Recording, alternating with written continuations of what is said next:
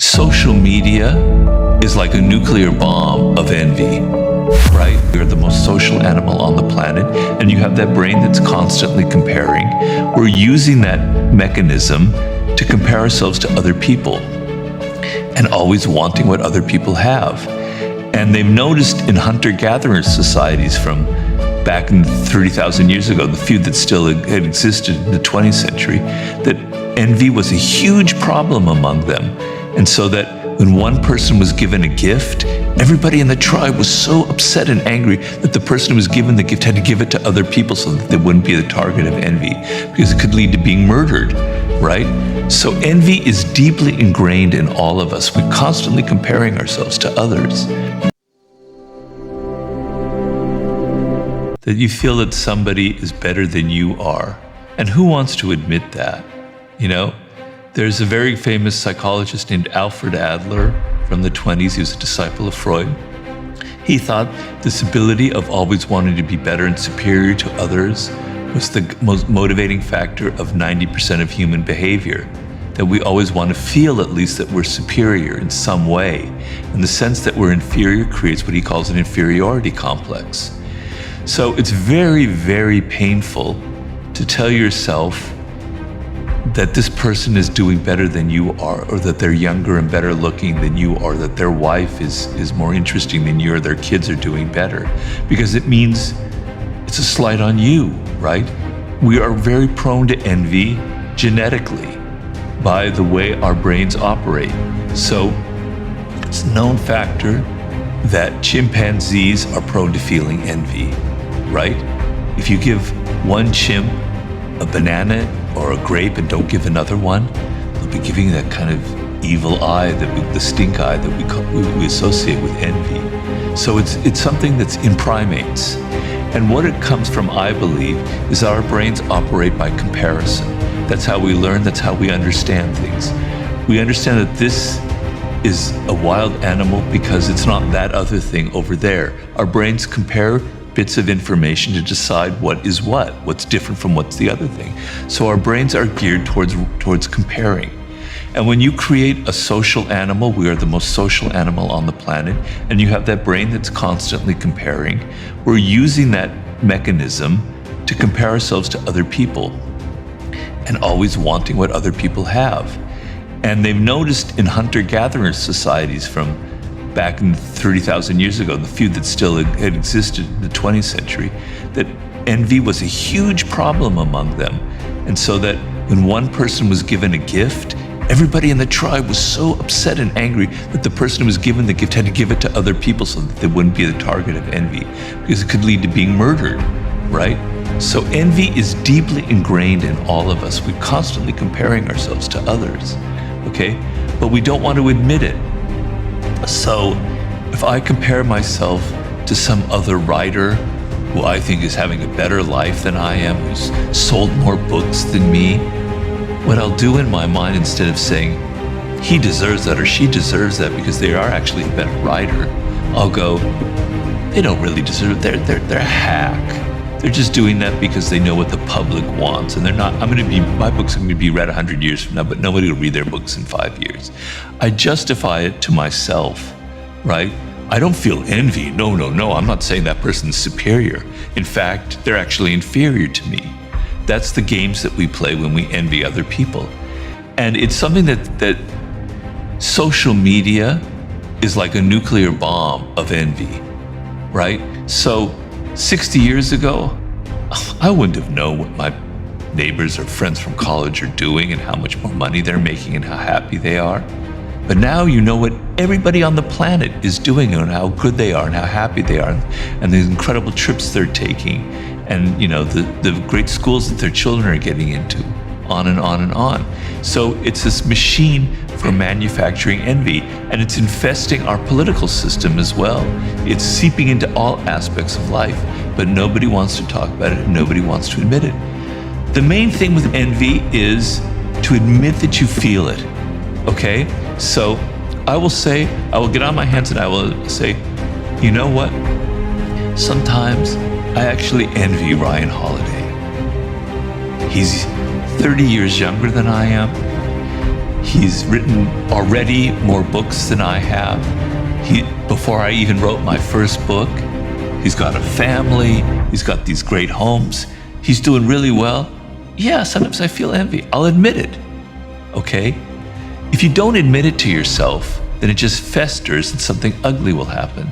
And so what I'm able to do with the feelings of envy that I might have is, I think, God, Robert, there's no reason to feel that way. Go through a process and go, he's actually deserved all the success he's had.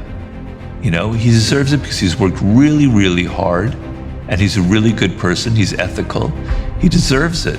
And so you should be happy for him, which I am. I'm incredibly happy for him. But I have that first little twinge of envy. You have to admit it to yourself, and it's not an easy thing to admit because it means you're admitting you feel inferior for a moment. One of them is there's somebody that you envy in the world. Well, instead of festering with that ugly emotion, make that a spur. Instead of envy, feel what's called emulation, where you feel competitive and you're going to be as good as they are or better than they are. You're going to use that sense of inferiority to motivate you to work harder and harder and harder. Another thing is, so when somebody has failure and we're actually kind of gleeful about it, it's called Schadenfreude, right? The opposite of Schadenfreude is a phrase that Nietzsche called Mitfreude, which means instead of feeling pleasure in their pain, you feel their pleasure as well. So instead of feeling envy, try and feel happy for the other person. Now you'll say that I can't do that, but yes, you can. You have to practice it. There's a great psychologist named William James who called it an as-if strategy. So just tell yourself that I'm actually happy for their success. And when you do that, it's actually a really great feeling to actually feel good about somebody else doing well. Is a very ennobling feeling. It kind of raises you up. Instead of lowering you down and making you feel ugly, it makes you feel noble. It makes you feel better about yourself. And it kind of opens up your whole emotional life. So I have other strategies in the book, but those are a couple. The kind of aimlessness in our culture where we don't really talk about the skills that are necessary to get ahead. Our culture promotes all kinds of bad values. It emphasizes fame and celebrity. It doesn't talk about discipline. It doesn't give young men a sense of purpose and direction. It doesn't value them. You know, right now, a lot of young men feel like, it's women that are getting all the attention. That why am I, what is my purpose here? So I think it's a cultural problem more than anything else. And when I say that, that kind of absolves individuals. But I don't mean to do that as well, because you are an individual, you live in this culture, and you've got to get yourself out of that kind of hole that this culture is imposing on you. And so I have a lot of sympathy for it, because I don't think it's completely your fault that you feel lonely, or that you're isolated, or that you don't have friends, that you don't know how to socialize. You know, I didn't have this phone in my hand when I was in my formative years, and I had to meet women when I wanted to, at that point in my life in the 70s when I was in my 20s. And so I had to go out there and suffer from rejection. I had to go to bars, I had to go to clubs. I had to put myself out there and meet them, and it was tough. And I learned skills, seduction skills, whatever you want to call them, but just social skills about, women think differently than you. They have different values than you. What are their values? Get outside of yourself and think about what it's like to be them, what you can do that's going to please them and get them, how you can enter into their world. You have none of that now, none of that. It's all, swipe. Yeah. So you're not going out, you're not developing that muscle, you're not putting yourself in live in interacting with people where you're feeling their body language, their nonverbal communication. So no wonder your social skills are atrophying. And as your social skills atrophy, it becomes harder and harder and harder to go out there and put yourself on the line because you're not good at it. So you fall into this hole of becoming lonelier and lonelier because it's harder and harder to get out of it. Okay? So I have tremendous empathy, and I would never preach or blame young men in particular for the problems that they're having. And I empathize with it very much so, because I myself went through a phase where I felt very, very unhappy and even suicidal when I was younger. And I understand how your life can turn that way. So I don't mean to ever come across as somebody who has all the answers, because I think it's cultural. But if you are an individual, you have to see that, first of all, it's not a bad thing necessarily to be lonely. Part of the problem of loneliness is it's got this taboo against it, this bad name. Like, it's terrible to be lonely, terrible to be alone, right? And so you feel shamed for the fact that you're lonely.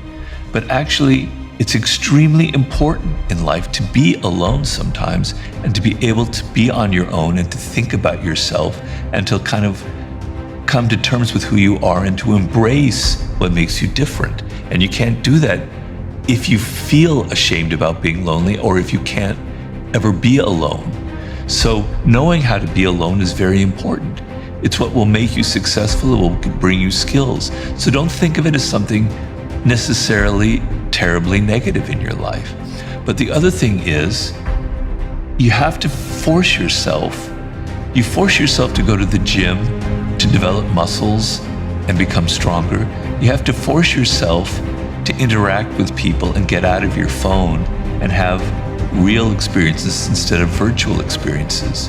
And if you do that 10 times a month, just like going to the gym 10 times a month, your social skills will get better and better. Your social muscle will get better and better, and you'll feel better about interacting with people. People were a social animal, right? Mm-hmm. And you feel like people don't like you, they don't respect you, that you can't interact with them on a level that's meaningful. Whereas the feeling of being alone for me, wow, I don't have to be around ugly, idiotic people. I can just be by myself. I can read a good book. I don't have to interact with people whose ideas I don't like. I can just be myself and be as weird as I want. Wow, what a relief. I'm so happy being alone. Now, I'm not like that all the time. It would be terrible. But sometimes I do feel that way, and that's the difference, and that's a good thing. I remember once I was on an airplane, and I saw a young woman who was by herself, and I could sense that it was driving her crazy, and she had to use her phone to never feel alone, right? Even in the middle when we're flying over the ocean, she had to somehow connect onto the internet and be sending emails and texts and everything.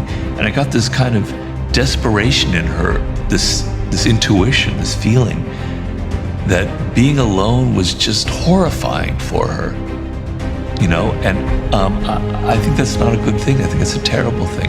So yes, isolation is bad. You need to be, you're a social animal. You're meant to be around other people. But if you can't be alone, you can't ever figure out what makes you different and what makes you unique. So you have to be able to play both sides of the game.